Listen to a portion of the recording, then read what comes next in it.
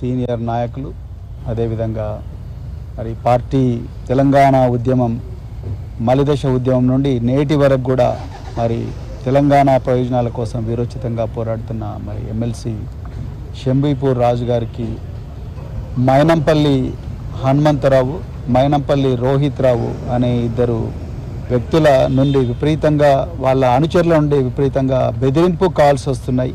నిన్ను చంపుతాము, నువ్వు ఏం చేసుకుంటావో చేసుకునే బెదిరింపు కాల్స్ చాలా విపరీతంగా వస్తుంటే ఆధారాలన్నింటితోని ఈరోజు సైబరాబాద్ పోలీస్ కమిషనర్ అవినాష్ మహంతి గారికి మరి మేమందరం కూడా పెద్దలు మధుసూనాచారి గారు, దాసో శ్రవణ్ గారు, వివేకానంద్ గారు, రవీంద్రరావు గారు, షంబీపూర్ రాజు గారు అందరంగా మరి మేమందరం కూడా లక్ష్మారెడ్డి గారు, తర్వాత డాక్టర్ సంజయ్ గారు అందరం కలిసి ఈరోజు ఒక కంప్లైంట్ ఇవ్వడం జరిగింది.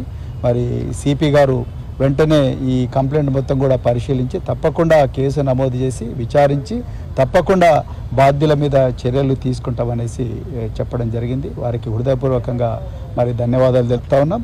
మరి ముఖ్యంగా నేను మళ్ళీ తెలంగాణ డీజీపీ గారిని, అదేవిధంగా మరి మిగతా పోలీస్ అధికారులను ఒక్కటే రిక్వెస్ట్ చేస్తున్నా, ఈ మైనంపల్లి హనుమంతరావు మాజీ ఎమ్మెల్యే, అదేవిధంగా మైనంపల్లి రోహిత్ రావు, వీళ్ళ ఆగడాలు విపరీతంగా పెరిగిపోతూ ఉన్నాయి. వీళ్ళు రోడ్డు మీద 300 వాహనాలతోని రోడ్డును మొత్తం బ్లాక్ చేసినా కూడా మీరెవ్వరు కూడా వీళ్ళ మీద కేసులు రిజిస్టర్ చేయడం లేదు. వీళ్ళు అనరాని భాష, అన్పార్లమెంటరీ లాంగ్వేజ్ ఓపెన్గా మీడియా ముందు పెట్రోలు పోసి చంపుతాము బిడ్డ అని కేటీఆర్ను, హరీష్ రావు గారిని బెదిరించినా కూడా మీరెవ్వరు కూడా కేసులు రిజిస్టర్ చేయడం లేదు. వాళ్ళు ఏం చేసినా కూడా కేసు రిజిస్టర్ చేయలేదు. వాళ్ళు కారు బైనెట్ మీద కూర్చొని యూనిఫామ్లో డ్యూటీలో ఉన్న పోలీస్ అధికారులను కూడా బెదిరించినా కూడా సెక్షన్ 353 ఐపీసీ కింద మీరు కేసు రిజిస్టర్ చేయడం లేదు. వీళ్ళ నేర చరిత్ర అంతా చూసిన తర్వాత కూడా మీరు వీళ్ళను పీడీ యాక్ట్ కింద జైలుకు పంపించే ప్రయత్నం చేయడం లేదు. వీళ్ళను గుడ్ బిహేవియర్ 108 ప్రొసీడింగ్స్ కింద వీళ్ళను పోలీస్ స్టేషన్కు తీసుకొచ్చి వీళ్ళకు మీరు లిఖితపూర్వకంగా వార్నింగ్ ఇచ్చి వీళ్ళ మీద రౌడీ షీట్లు ఓపెన్ చేయనందువల్లనే ఈరోజు తెలంగాణ గూండాల పాలైంది.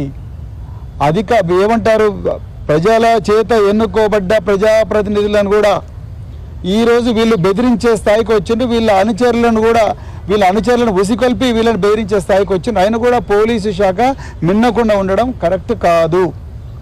వీళ్ళకు మీరు ఊతం ఇచ్చినట్టు అవుతుంది. ముఖ్యమంత్రి అదే భాష మాట్లాడుతున్నాడు, ఆయన్నే హోంమంత్రి మన దురదృష్టానికి. అదేవిధంగా ముఖ్యమంత్రి అండ చూసుకొని మైనంపల్లి హనుమంతరావు గారు, అదేవిధంగా వాళ్ళ కొడుకు మైనంపల్లి రోహిత్ రావు గారు విపరీతంగా గుండాగిరి చేస్తూ ఉన్నారు, భయపెట్టిస్తూ ఉన్నారు. పోలీసుల మౌనం సరికాదు. మీరు are not able to give confidence to the people of Telangana. If you can't tackle goondaism like this, then what is that you are going to assure to people of Telangana? అందుకొరకే మేము ఈరోజు మళ్ళొకసారి పోలీస్ శాఖకు రిక్వెస్ట్ చేస్తున్నాం, వీళ్ళ మీద రౌడీ షీట్లు open చేయండి, వీళ్ళని గుడ్ బిహేవియర్ కింద బైండ్ ఓవర్ చేయండి, అదేవిధంగా వీళ్ళని పీడీ యాక్ట్ కింద జైలుకు పంపించండి. అదేవిధంగా చివరిగా ఒకటే చెప్తున్నాం, కేసీఆర్ గారు మా అందరికి కూడా ఒక మంచి సంస్కృతి నేర్పించిండ్రు, చట్ట ప్రకారం నడుచుకునే సంస్కృతి నేర్పించిండ్రు. వీళ్ళలాగా మేము కూడా వీళ్ళ కాళ్ళు ఇరుగొట్టలేక కాదు. దయచేసి తెలంగాణ ముఖ్యంగా మైనంపల్లి హనుమంతరావు గారు, మైనంపల్లి రోహిత్ రావు, ఆయన అనుచరులు ఎవరైతే ఉన్నారో మేము ఆ పని చేయలేక కాదు, కానీ చట్టాన్ని గౌరవిస్తూ, రాజ్యాంగాన్ని గౌరవిస్తూ కేసీఆర్ గారు ఏ విధంగా అయితే నడుచుకోమన్నారో ఆ విధంగా నడుచుకోమన్నందుకే మేము ఇలా మరి సంయమనంతో బతుకుతున్నాం, సంయమనంతో రాజకీయాలు చేస్తున్నాం. ఇప్పటికైనా బుద్ధి తెచ్చుకోండి. రాబోయే బీఆర్ఎస్ ప్రభుత్వంలో తప్పకుండా ఈ మల్కాజ్గిరి, మేడ్చల్ అయితే గూండాలు ఎవరైతే ఉన్నారో వాళ్ళందరూ కూడా తప్పనిసరిగా జైళ్ళల్లో ఉండడం ఖాయం. జైళ్ళలో ఉండడం ఖాయం. మీరు ఎన్ని చేసినా కూడా మీకోసం ఒక ట్రిబ్యునల్ ఏర్పాటు చేసి జైళ్ళలో పెట్టడం ఖాయం. అదైతే గుర్తుపెట్టుకోండి. ఇప్పటి నుంచైనా గూండాయిజం బంద్ చేసుకోండి. ఘోరంగా ఉందండి శాంతి భద్రత. ఒక నేర చరిత్ర ఉన్న వ్యక్తే ముఖ్యమంత్రి, హోంమంత్రి అయినప్పుడు శాంతి భద్రతలు ఏముంటుంది?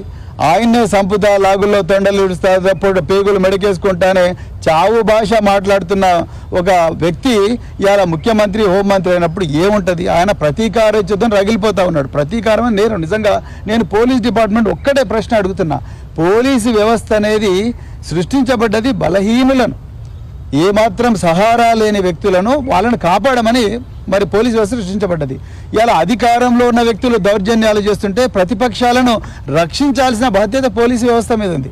కానీ ప్రతిపక్షాల మీద అక్రమ కేసులు పెట్టి ప్రతిపక్షాల మీద దాడులు జరుగుతూ ఉంటే మీరు కేసులు పెట్టకుండా దాడులు చేసిన అధికార పక్షాన్ని మీరు కాపాడుకుంటూ వస్తూ ఉంటే, సహిస్తూ వస్తూ ఉంటే ఇంకెక్కడ పోలీసుకు ఉంటుంది, ఇంకెక్కడ శాంతి భద్రతలు ఉన్నాయి, ఇంకెక్కడ రాజ్యాంగం ఉన్నది, ఇంకెక్కడ ఫండమెంటల్ రైట్స్ ఉన్నాయి, ప్రాథమిక హక్కులు ఉన్నాయి, అవన్నీ కథం అయిపోయినాయి. తెలంగాణ అనేది వల్లకాడవుతున్నది.